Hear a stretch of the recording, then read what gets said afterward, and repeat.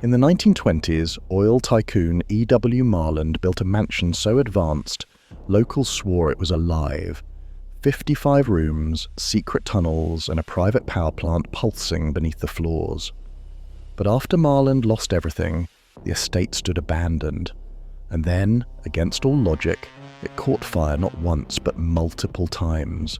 No gas leak, no working wires, just sealed vaults and scorch marks that defied explanation. Decades later, sensors still register heat when nothing should be burning, and some say the mansion refuses to stay quiet. This is the true story behind This House Was Abandoned and Then Caught Fire, and it all begins with a dream large enough to power its own ghosts. In 1928, the Marland Mansion opened its doors in Ponca City, Oklahoma, a vision brought to life by E.W. Marland, a man whose oil empire once rivaled the fortunes of kings.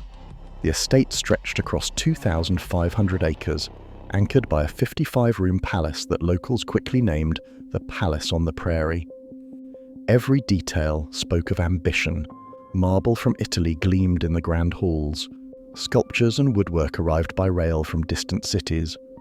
The house held its own secrets, hidden safes tucked behind panels, a poker room and whiskey room concealed for private gatherings, and passageways built during Prohibition that wound through the walls. Marland spared no expense.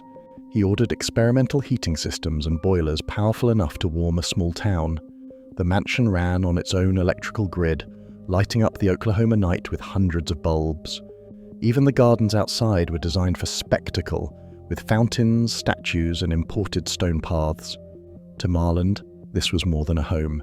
He often told guests, "I want it to feel alive." And it did. The estate pulsed with activity, part showplace, part private world, always humming with the energy of its owner's dreams. In every corner, from the grand staircases to the secret rooms, the mansion promised not just comfort, but a sense of possibility. For a brief moment, it stood as a monument to the idea that wealth could make the impossible real. Beneath the marble floors and carved woodwork, the Marland Mansion hid a secret more advanced than its grand facade suggested. E.W.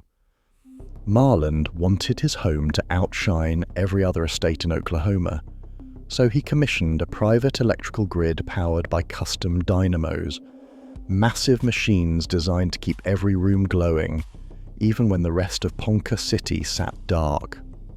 Early blueprints show wiring snaked through thick walls and under floors, with much of it concealed behind hand-finished panels. At a time when most rural homes relied on kerosene lamps, the mansion boasted more than 800 electric bulbs, each one fed by cables wrapped in early insulation materials that were still being tested by engineers of the day. The system was ambitious. To handle the load, Marland's team installed oversized fuses and switchboards in hidden alcoves, far from the main living areas. Inspectors noted that the wiring was so extensive, it could have powered a hotel, not just a private residence. The heating system drew from the same restless energy, with boilers and pumps that could flood the halls with warmth at a moment's notice.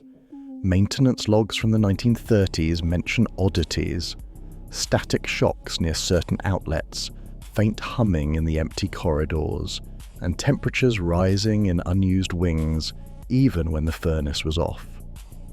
No other house in the region could match the complexity of Marland's design. The power system itself seemed to breathe, quietly pulsing beneath the surface, a hidden engine that made the mansion feel in every sense alive. By the early 1930s, the Marland Mansion stood mostly silent. The oil crash had swept away E.W. Marland's fortune, leaving the grand estate in limbo. With the family moved out, a single caretaker took up residence in the echoing halls. He kept a logbook, recording oddities that seemed to multiply in the empty rooms.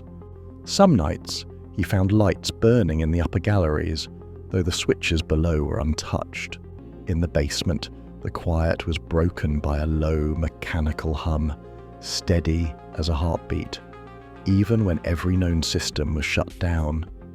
On winter mornings, he'd walk into the ballroom and swear the air was warmer there than in the rest of the house, as if something unseen had passed through. The mansion's vastness felt alive in a different way now. No longer a stage for lavish parties, but a labyrinth of shadows and strange energy.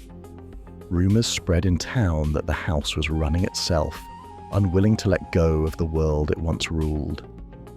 In the mid-1940s, a fire broke out in one of the mansion's lower storage rooms. The building was far from empty. By then, it had become home to a small religious order, the Discalced Carmelite Fathers. That night, the alarm brought Ponca City firefighters rushing through the iron gates. What they found puzzled everyone. The blaze had burned hot and fast, but the damage was strange. Charred streaks shot straight up the walls, as if the flames had climbed in narrow columns. Furniture and boxes in the centre of the room were untouched. Municipal fire reports from the time noted the almost surgical pattern, blackened plaster, but no sign of a spreading inferno. Even more unusual, the circuit breakers were off. Investigators found no sign of a gas leak, no faulty wiring, and no storm damage. The official paperwork listed the cause as undetermined.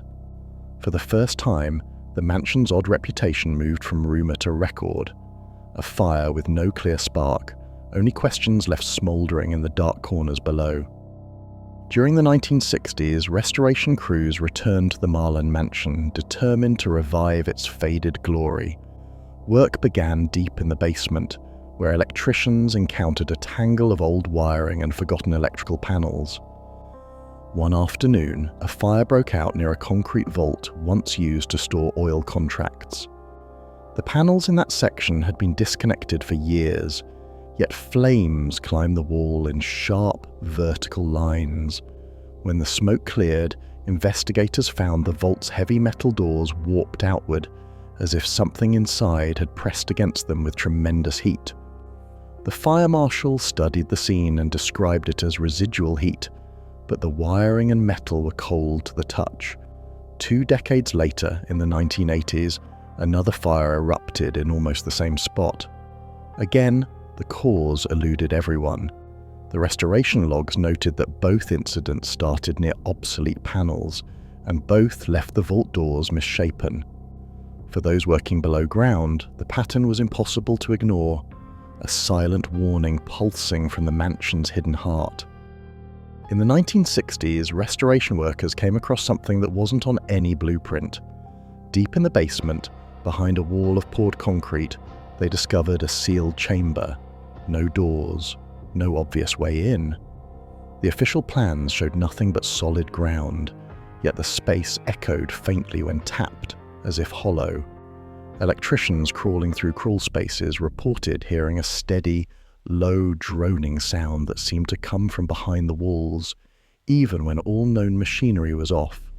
Some described the sensation of air moving through unseen ducts, carrying a metallic tang. No one found a generator or engine, but the rumours grew.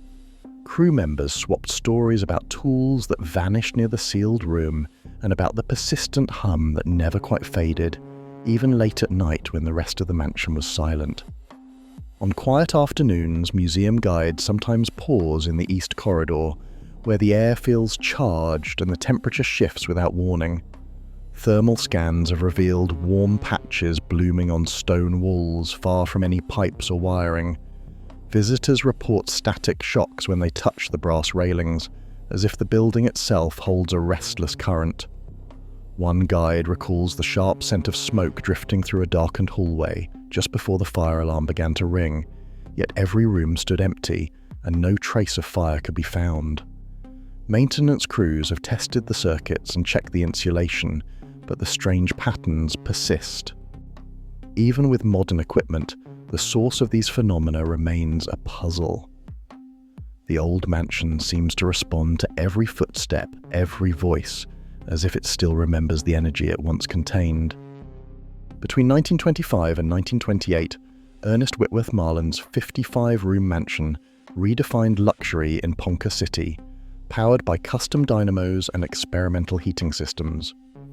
After Marland lost his fortune in the 1930s, the estate sat vacant, with caretakers and restoration workers reporting unexplained electrical activity and 3 documented fires, each starting in areas thought to be disconnected from power.